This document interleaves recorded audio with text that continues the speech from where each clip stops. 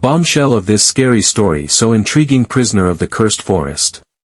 In the heart of the dense, dark forest, a hunter was making his way through the tangled underbrush when he suddenly found himself standing in front of an old, abandoned cabin.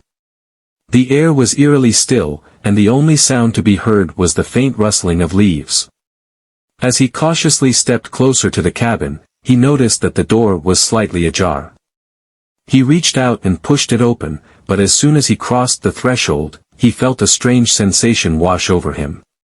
His body grew cold, and his heart began to race. He tried to turn around and leave, but found that he was unable to move. As his panic grew, he heard a low whisper echoing from within the cabin, "You're not going anywhere. You've been caught."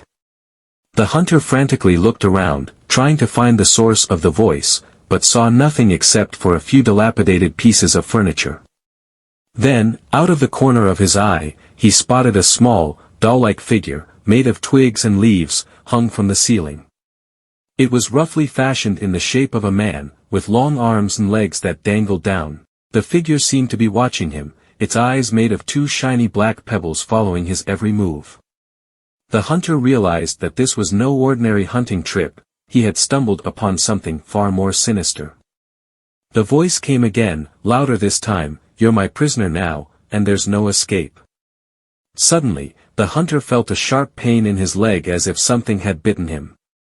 He looked down and saw tiny tendrils wrapped around his ankle, similar to the roots of a plant. He tried to pull away, but the tendrils tightened their grip, causing him to cry out in pain. As the darkness descended upon the cabin, the hunter knew that he was trapped, caught in a prison of wood and earth.